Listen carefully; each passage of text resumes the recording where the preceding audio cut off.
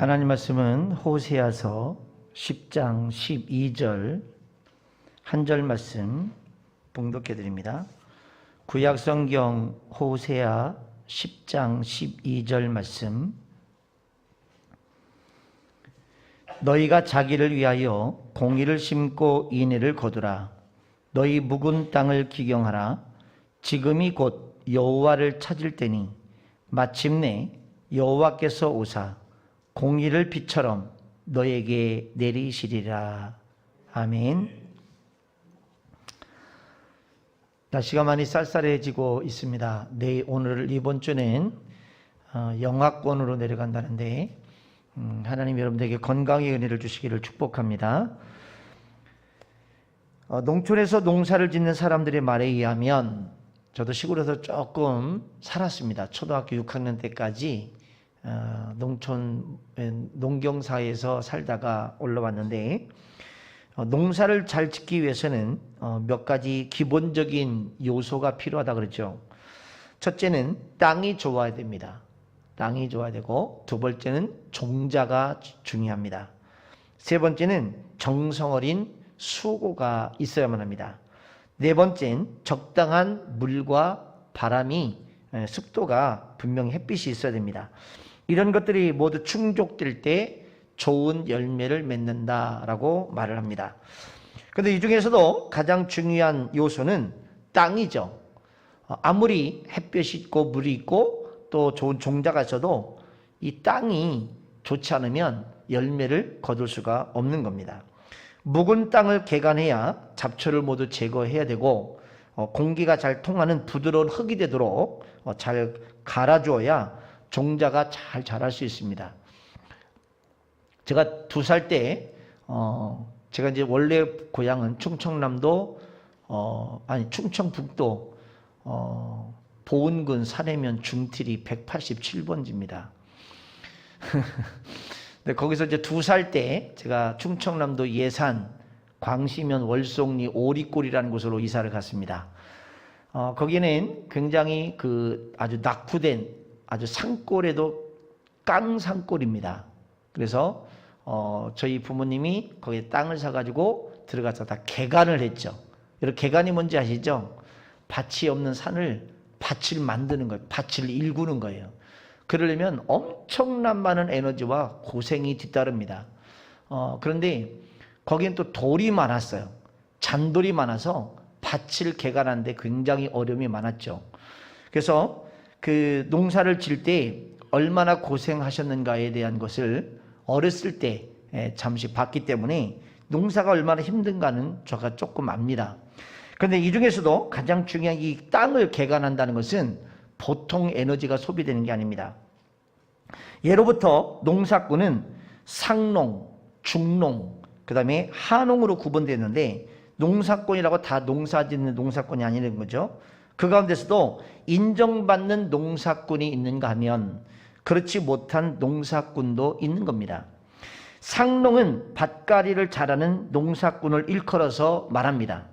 이들은 봄이 돼서 씨를 뿌리기 전에 먼저 땅을 비옥하게 가꾸기 위해서 논과 밭을 갈아둡니다. 그 다음에 씨를 뿌리고, 그래서 상농에게는 삭도 많이 주고 대우도 잘해주죠. 중농은 이 곡식 자체를 잘 가꾸는 농사꾼을 일컬어서 말합니다. 이들은 때를 맞춰서 김매기도 하고 가뭄과 홍수를 만나면 피해를 입지 않도록 열심히 잘 관리를 합니다. 그런데 하농이라고 불리는 이 농사꾼은 게으른 농사꾼입니다. 이들은 겨울에 노름에 미쳐 있다가 봄이 돼서 제대로 일을 하지 못합니다. 밭을 갈아 옥토로 만들지 않냐고 씨도 제대로 뿌리지를 않습니다. 빈둥빈둥 놀다가 뒤늦게 나와서 삭시나 받으려고 하는 것이 하농입니다. 그래서 하농은 인정받지도 못하고 대접받지도 못하는 것입니다. 또한 자기의 맡은 일에 열심히 얼마나 다하냐에 따라서 대우도 달라지고 그 사람의 인생도 달라지게 되는 것인데, 땅이 아무리 비옥하다 할지라도 사람이 개척하지 않으면 열매를 풍성하게 맺을 수가 없는 법이지요. 요즘 많은 회사들이 망했다, 문을 닫고 폐업 처리를 합니다. 한국뿐만 아니라 미국에서도 마찬가지고 세계 곳곳이 이런 도산의 위기가 많이 일어나고 있습니다. 근데 그 이유는 어디에 있습니까? 회사마다 다 다른 이유들은 있겠지만 대개 관료주의 때문에 망한다 그럽니다. 관료주의란 뭡니까? 경영 책임자들이 성취감에 빠져서 긴장을 풀고 개인적인 욕심을 채우기에 여념이 없는 것이죠. 목표를 설정하고 달성하지 못합니다. 일하고자 하는 열정은 이제 식고 태만해지기 시작합니다. 조직은 점점 비대해지지만 지출은 많고 경영이 방만하기 때문에 그 대가를 얻지 못합니다. 이렇게 변질된 기업의 풍토, 타락한 기업의 마인드는 바로 관료주의다, 이렇게 표현을 합니다. 관료주의는 기업을 비능률적이요 비생산적인 단체로 변질시켜버립니다. 그래서 일찍이 미국에 성공한 회사 하나 가운데 제너럴 일렉트리사가 있습니다. 이 LG라는 관료주의에 이제 부셔버리라고 과감하게 말했습니다. 관료주의를 파기하라. 그래야 회사가 살아난다라고 외쳤습니다. 그래서 실제로도 미국 기업들이 이것을 증명하고 있습니다. 100년 전 이제 1900년도에 미국에는 100대 기업이 있었습니다. 근데 현재까지 건강하게 살아남은 기업은 제너럴 일렉트리사 포함해서 16개 회사에 불과하다는 것이죠. 나머지 84개의 회사는 모두 망하거나 축소되고 명분만 유지하고 있다는 겁니다. 기업인들이 묵은 땅을 개간하지 않아서 결국 멸망을 초래하고 마는 것이죠. 우린 빠르게 변하는 시대에 발맞춰서 민첩하게 움직여야 할 필요가 있습니다. 시대에 잘 적응할 뿐만 아니라 창조적인 일을 해내야만 합니다. 앞서 나가야 살아남지, 그렇지 않으면 도태되거나 이제 망할 수밖에 없는 상황이죠. 그래서 예레미야 4장 3절에도 이렇게 말합니다. 나 여호와가 유다와 예루살렘 사람에게 이같이 이르노라. 너희 묵은 땅을 갈고 가시덤불 속에서 파종하지 말라라고 그랬습니다. 묵은 땅을 갈라, 이 말은 하나님께 우리에게 인간해 주신 지혜의 말씀입니다. 3월이 되면 이제 농사를 준비하고 한 해의 계획을 이제 실천한 때가 된 것이죠. 이러한 때 농사 짓는 사람뿐만 아니라 개인, 가정, 교회, 나라, 민족, 회사도 모두 묵은 땅을 기경해 내야만 합니다.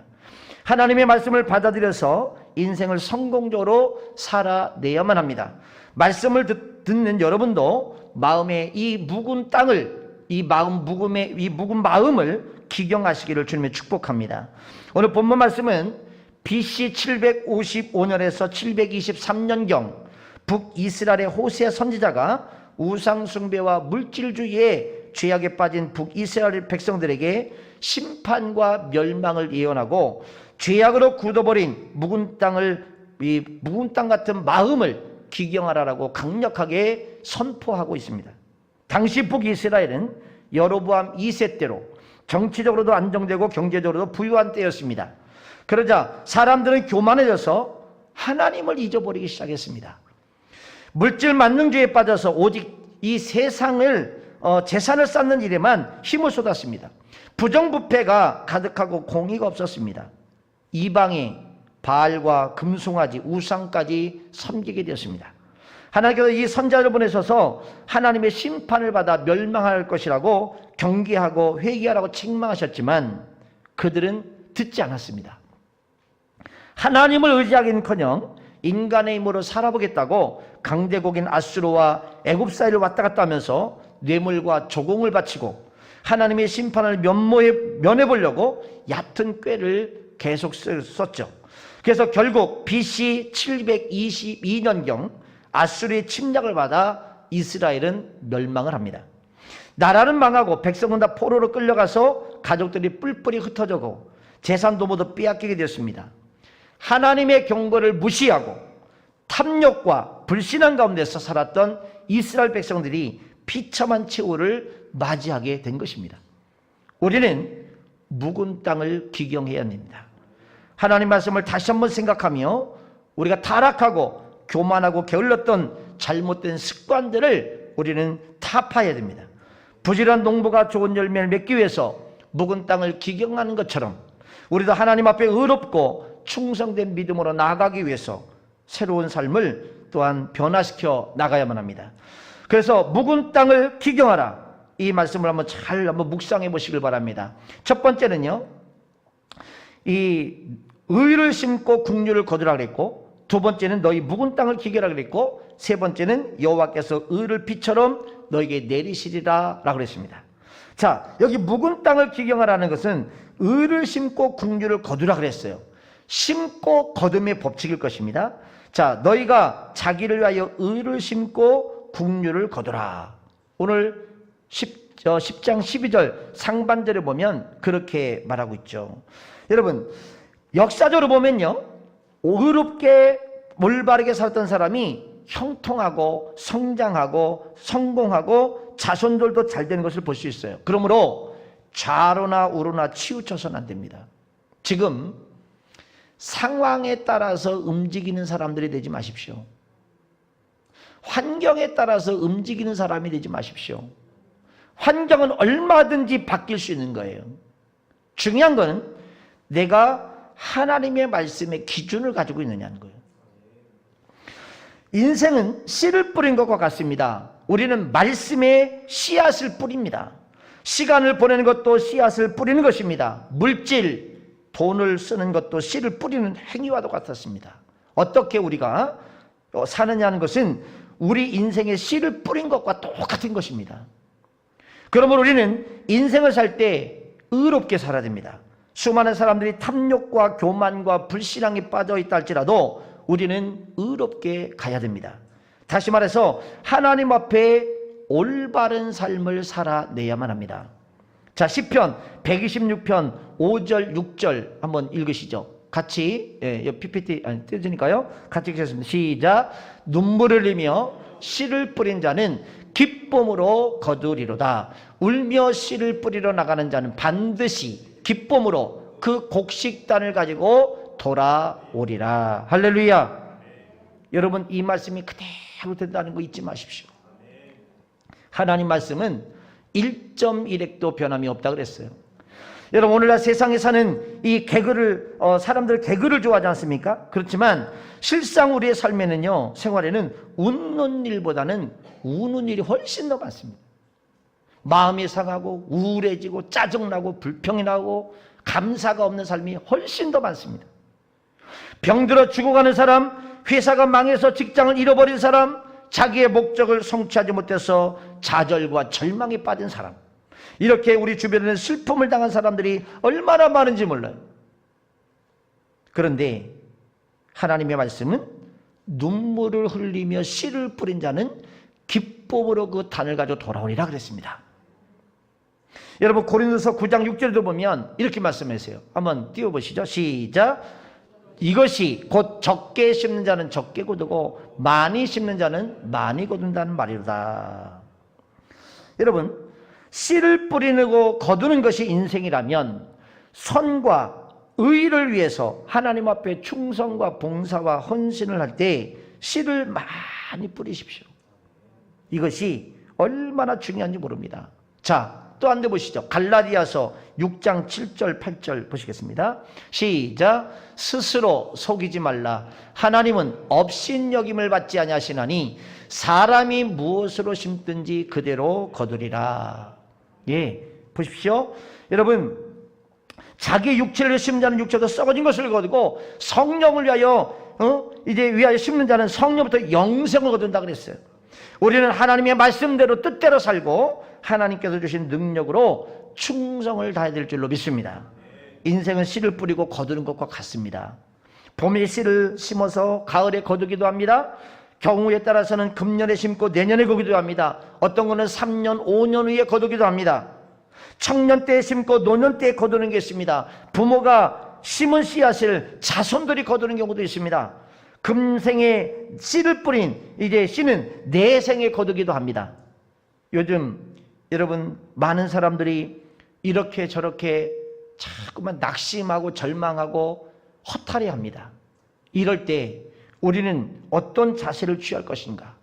세상 사람들의 기준이 삶이 내용이 그렇단다 할지라도 우리 그리스도인들의 삶은 어떻게 될 것인가? 여러분, 하나님 말씀의 중심을 잡으십시오. 오늘날 사람들은 정상적으로 일하지 않냐고 탐욕과 교만에 빠져서 불의한 일을 저지릅니다. 이런 사람들의 말로는 어떻게 되겠습니까? 우리는 언제나 하나님의 의를 잊어버려서는 안 돼요. 사모특수라고 하는 이 대표이사를 지낸 이 장성주 씨의 간증을 보면요, 60평생 집에 불상을 놓고 이제 사셨던 아버지가 암으로 돌아가시 6개월 전에 전도를 받고 신앙을 가지게 되었답니다.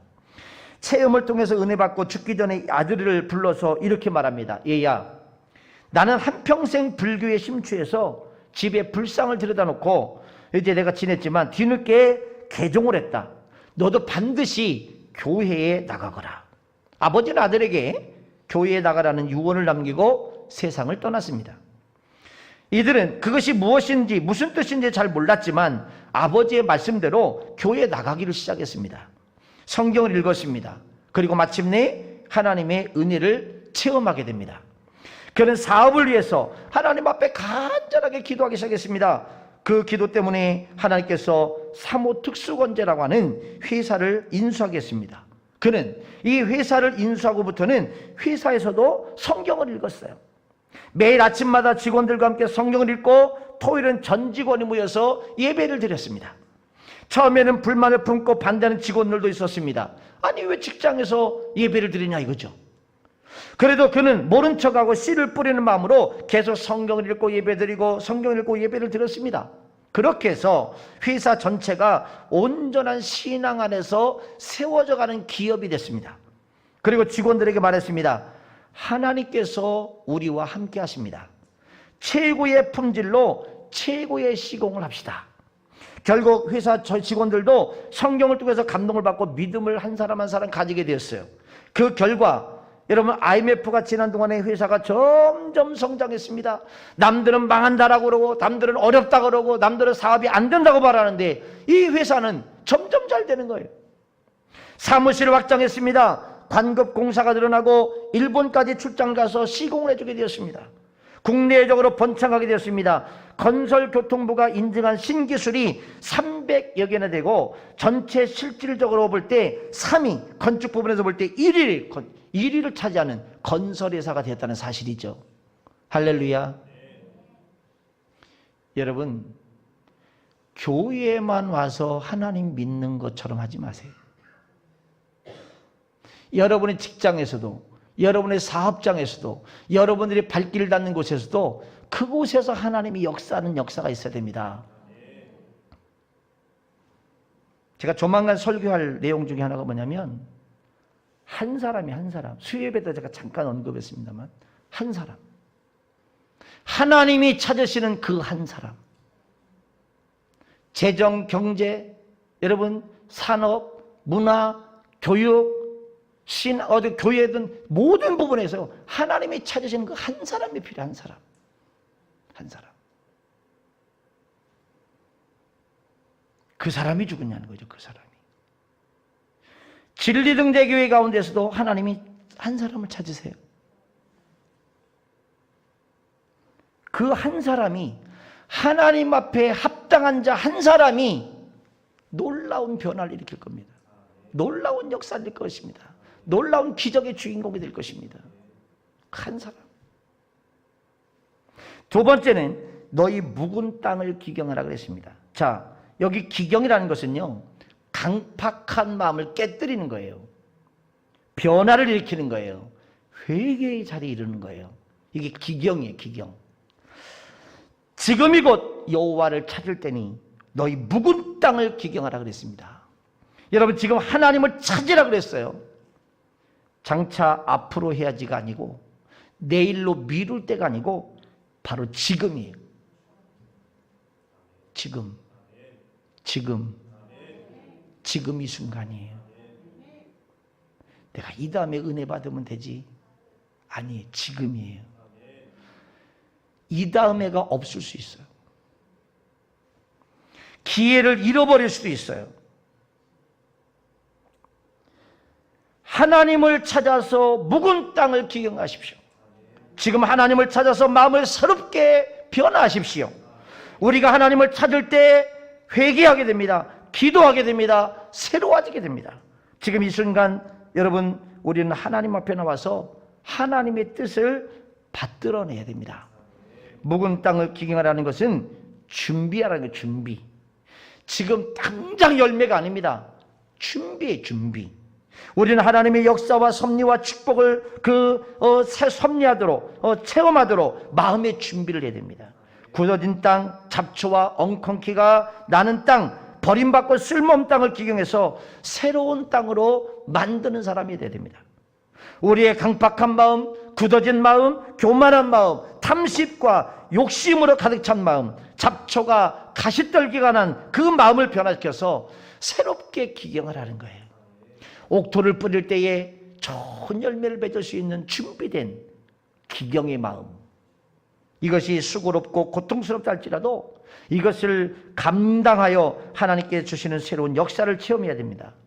회개하는 시간, 기도하는 시간을 가져서 하나님 앞에 내 마음을 깨뜨리는 겸손한 자세가 있기를 주님 축복합니다. 잠언서 20장 4절 말씀에 이렇게 말씀합니다. 게으른 자는 가을에 밭 깔지 아니하나니 그러므로 거둘 때에는 구걸하지도 얻지도 못하리라. 다시 한번 보세요, 여러분. 다시 한번 띄워줘 보세요. 같이 읽죠. 시작. 게으른 자는 가을에 밭 깔지도 아니하나니 그러므로 거둘 때에는 구할지라도 얻지 못하리라. 구걸할지라도 얻지 못해요. 아무것도 얻을 게 없는 거예요. 왜요? 이유가 뭐예요? 불성실하기 때문에. 게을러요, 게을러. 그러므로 거둘 때는 여러분 구할 수 있는 게 있어야 돼요. 구할 수 있는 게. 기도하는데 게으르고 공부하는데 게으르고 일하는데 게으르고 어느 곳에 가서 무엇을 하든지 게으른 사람은 누구의 도움도 못 받아요. 그러므로 우리는 하나님 앞에 부지런한 믿음과 신앙을 가져야 될 줄로 믿습니다.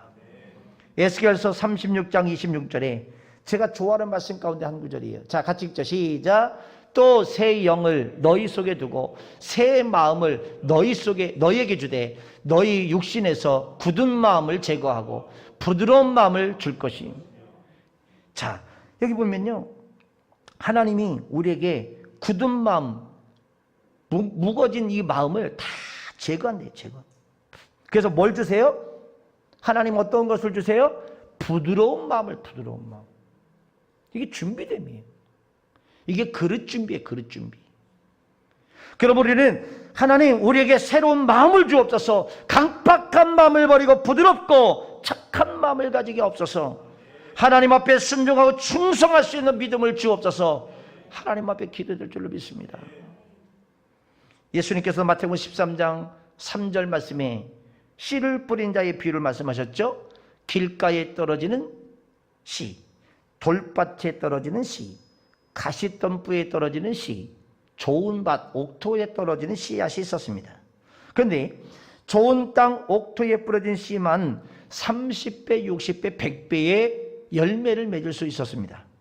여러분, 우리의 삶에 열매 맺는 삶, 축복받는 삶을 살기 위해서는 옥토가 필요해요. 옥토. 그래서 마음을 기경하는 게 필요해요. 나도 모르는 사이에 딱딱이 굳어갔던 그 마음, 상처받은 그 마음으로 굳어갔던 그 마음, 이것 가지고는 안 된다 이거예요.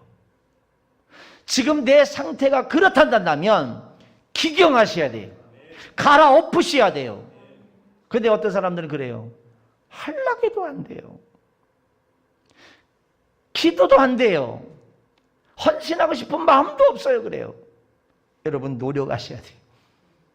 그리고 주님의 도움을 구하셔야 돼요. 성령의 은혜가 우리 안에 임하면요, 나도 모르는 사이에 마음이 막 뒤집어져 버립니다. 회개하게 되고 강팍한 마음이 깨지게 되고 순수한 마음으로 바뀌고 성령을 통해서 가능한 거예요. 인생의 말년에 온전한 신앙을 가지게 되었던 독일 시인의 괴테를 여러분 아시죠? 그 사람이 이렇게 말했어요. 우리는 변하고 새로워지고 젊어져야 된다. 그렇지 않으면 점점 굳어진다 그랬어요. 이게요, 굳어지는 거는요, 내가 노력해서 굳어지는 게 아니에요. 가만 내버려두면 굳어져. 그렇죠? 신기합니다.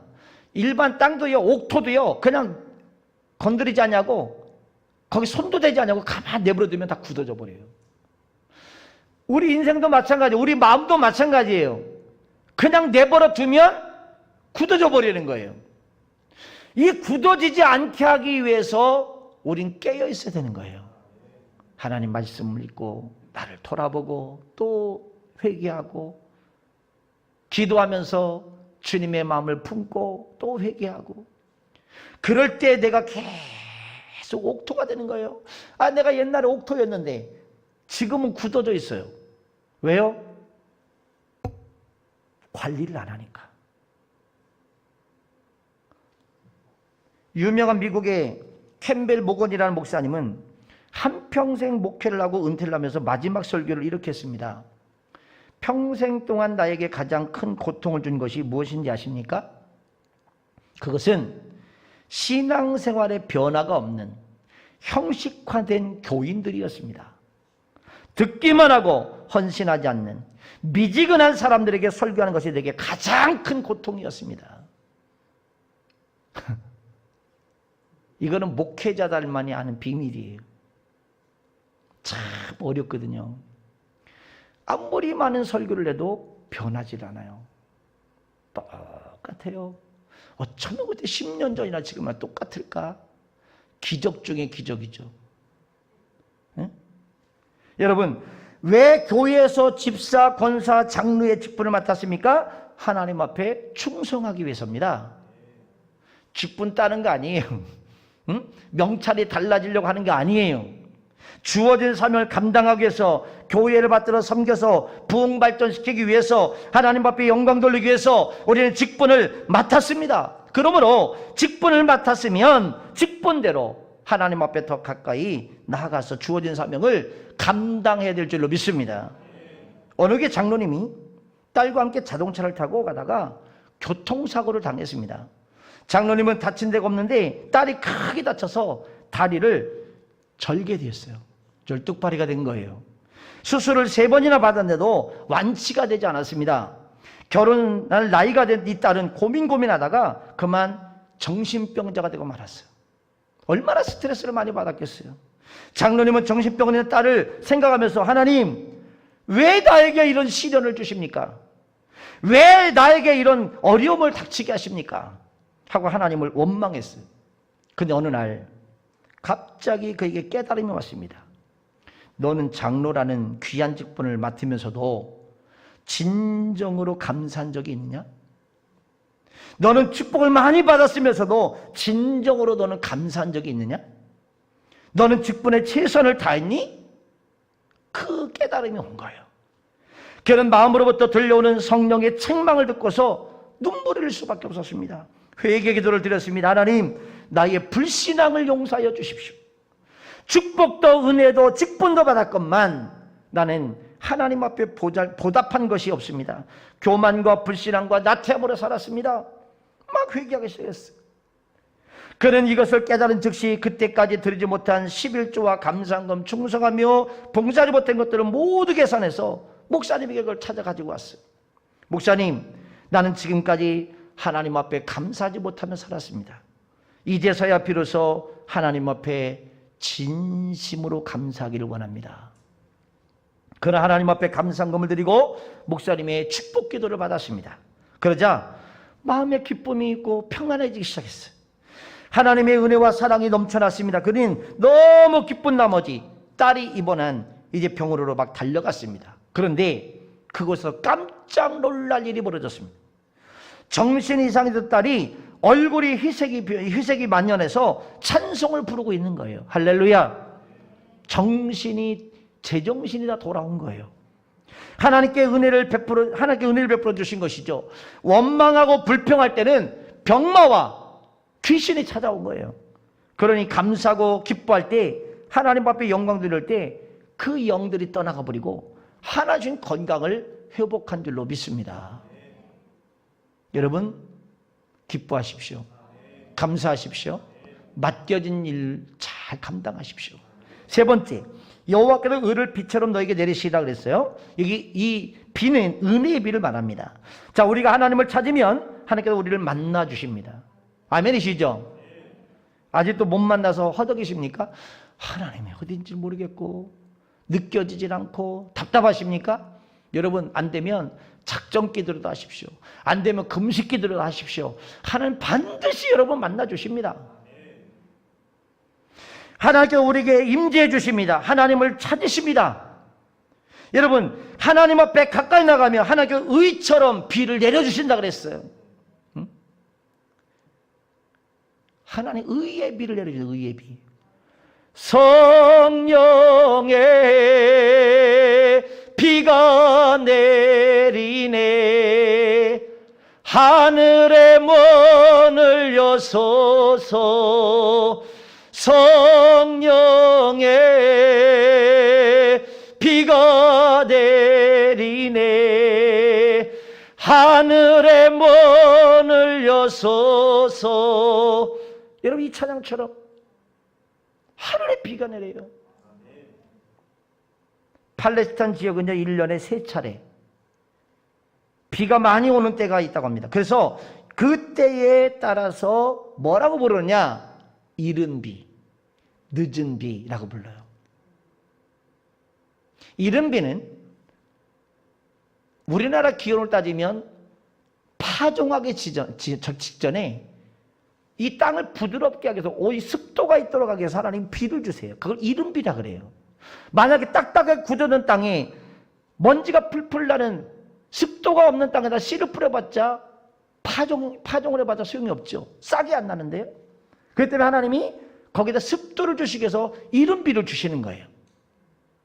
그리고 늦은 비는 뭐냐면 가을에 추수할 수 있는 그 시기에 다시 비가 내려버려서 수분을, 영양분을 쫙 빨아들여서 그것이 알곡이 되도록 만들어주는 게 늦은 비예요.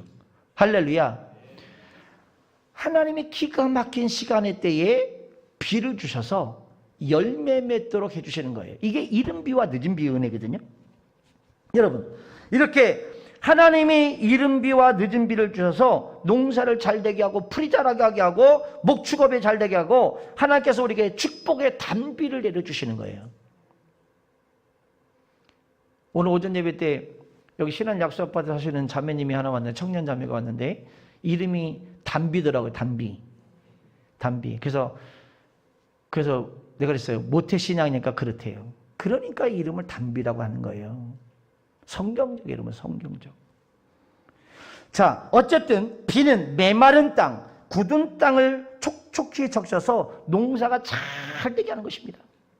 이스라엘의 땅을 비를 주셔서 농사 잘 되게 하시고 풀이 자라게 목축업이 잘 되게 하시고 강팍한 마음, 회개하고 순종하는 마음이 되게 해서 성령께서 역사하시는 게 이른 비와 늦은 비예요.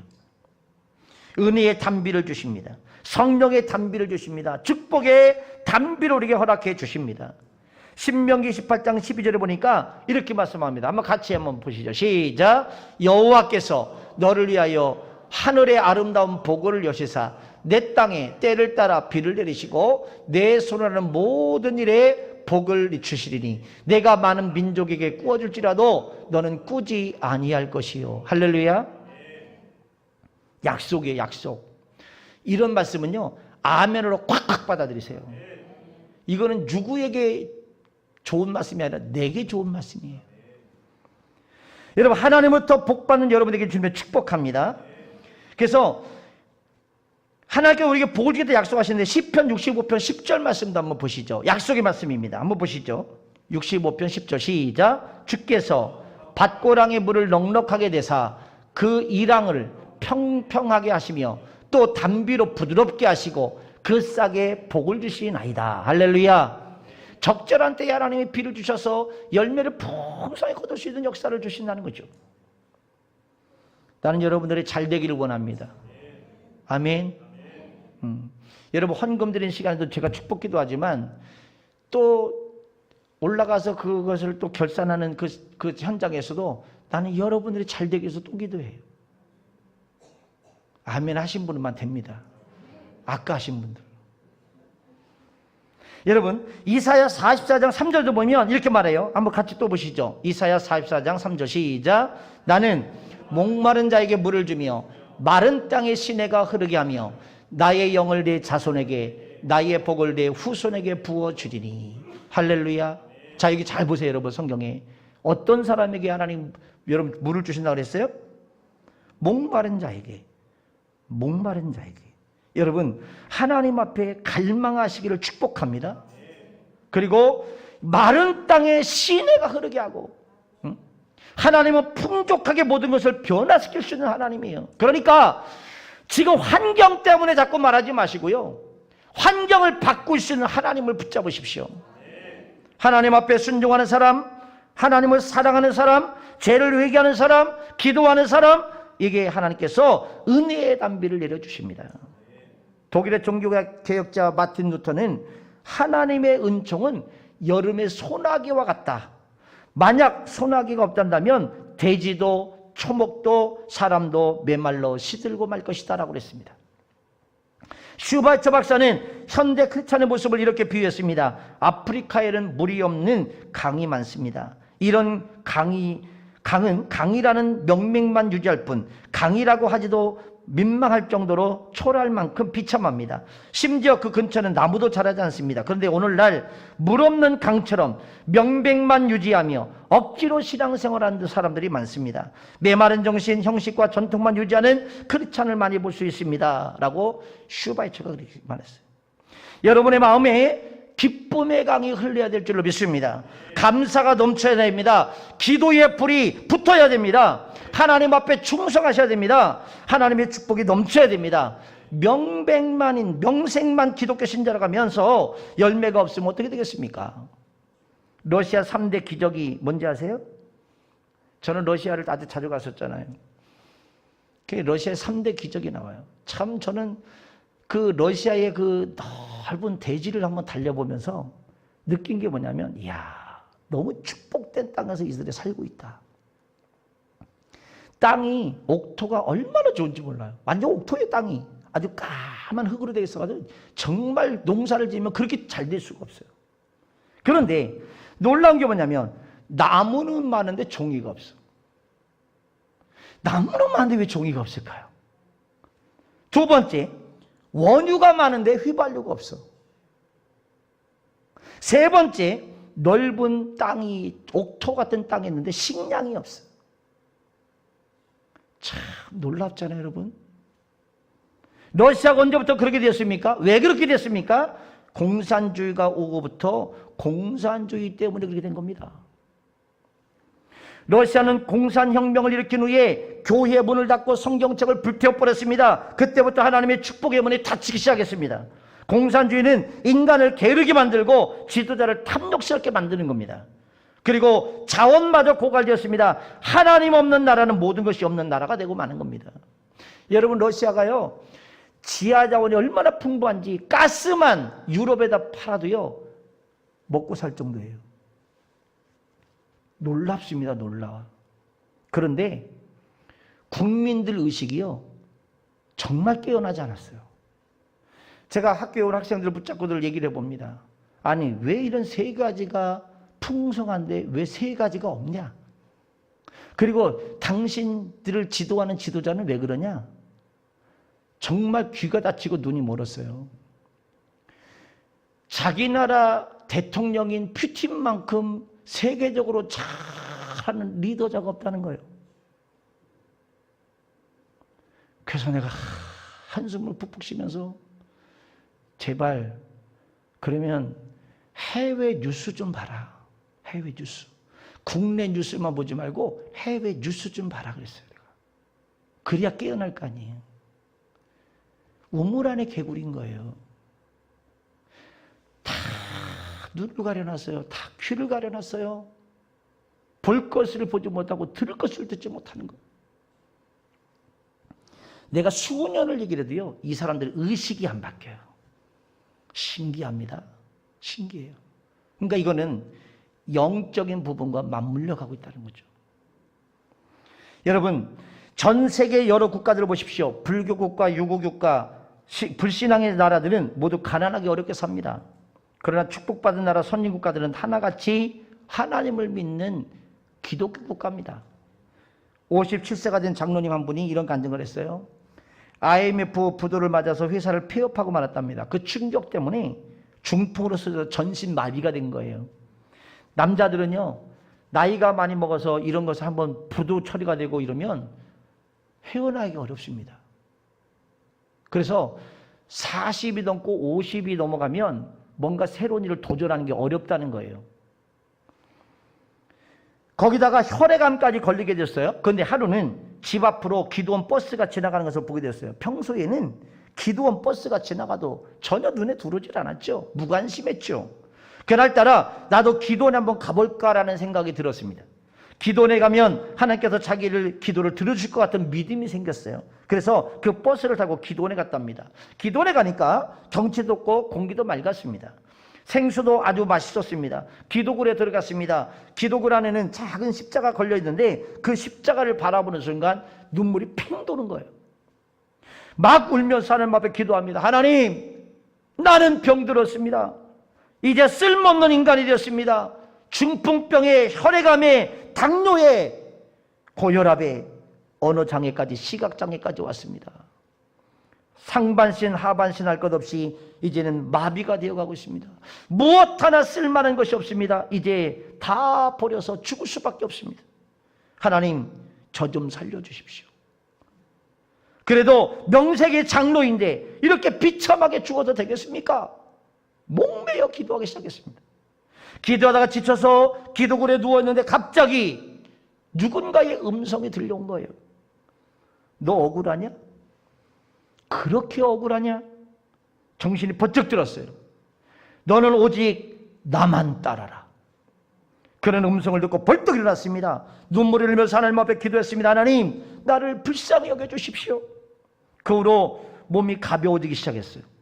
마치 공중에 자기가 떠있는 듯한 느낌이 들기 시작하더래요. 믿음과 기쁨이 충만해졌어요. 그래서 3일을 금식하면서 항암제를 다 내다버렸답니다. 내가 하나님만 의지하겠습니다. 그러자 근심 걱정 두려움이 사라지고 어디선가 모르게 막 새 힘이 일어나더라는 거예요. 그리고 예배 시간에 또 다른 특별한 체험을 하겠는데 목사님이 강대상에서 흰 두루마리를 입고 설교하시는 모습을 보고 이상해서 옆 사람에게 물었다는 거예요. 목사님, 저 목사님이 왜 흰 두루마리 입으셨지? 그랬더니 옆에 있는 사람이 뭐라고 하냐면, 장로님, 저 목사님이 지금 흰 두루마리 입으셨다고요? 그래, 목사님 흰 두루마리 입고 춤을 추는 것 같아. 목사님은 지금 검정 양복을 입으셨어요. 장로님 왜 그래요? 이 사람은 지금 목사님 흰 두루마리를 입고 춤을 추면서 하는 것 같은 모습이 보인 거예요. 장로님 그때부터 몸이 점점 달라지기 시작하는 걸 느끼는 거예요. 그래서 이제 나중에 병원에 가보니까 암 수치가요 정상으로 돌아온 거예요. 할렐루야. 그래서 의사도 깜짝 놀란 거예요. 의사도 이거는 의학적으로 설명이 안 되는데 도대체 왜 갑자기 암세포가 사라졌지? 당신은 이제 치료되었습니다. 예? 그리고 그는 혈액암을 고쳐주신 하나님 앞에 감사를 드렸습니다. 오늘날도 하나님 앞에 회개하면, 기도하면 하나님을 만나고 하나님의 음성을 들으면 기적이 일어납니다. 놀라운 역사가 일어납니다. 창조 역사가, 재창조 역사가 일어납니다. 할렐루야. 의의 씨를 심어서 열매 맺는 성도가 되시기를 축복합니다. 묵은 땅을 기경하십시오. 교만한 마음을 깨뜨리십시오. 게을렀던 마음을 부지런한 마음으로 바꾸고 하나님 앞에 나가면 하나님께서 축복과 은혜를 베풀어 주십니다. 언제까지 게으르게 살겠습니까? 언제까지 교만하게 살겠습니까? 하나님 앞에 충성하시기를 바랍니다. 새벽 기도하시기를 바랍니다. 왜 소리가 작아질까요? 수요 예배 나오시기 바랍니다. 11조와 건축원금, 감사금 드리시고 헌신 충성 봉사하십시오. 하나님 앞에 최선을 다하면서 하나님이 헌신한 것만큼, 여러분이 심은 것만큼 하나님 반드시 보상해 주시고 축복해 주십니다. 은총을 베푸시되 최소한 30배, 나가서 60배, 더 나가서 몇 배? 100배요. 100배. 100배. 여러분 모두 하나님 앞에 100배의 주인공이 되기를 주님 축복합니다. 기도하겠습니다. 하나님 감사합니다. 오늘 저희들이 주님의 말씀을 들었습니다. 이 말씀이 우리 안에 능력이 되게 하시고 역사로 일어나게 도와주시고 기적이 되게 도와주시고 하나님 말씀대로 되게 하여 주시옵소서. 우리 마음이 잘 기경되고 옥토가 되어져서 하나님 묵은 땅을 기경할 때에 하나님이 우리에게 30배, 60배, 100배의 열매를 맺는 기적이 되게 도와주옵소서. 감사합니다. 축복합니다. 하나님 믿음대로 마음의 소원대로 되게 하여 주옵소서.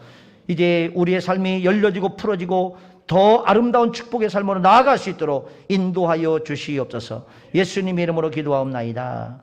아멘.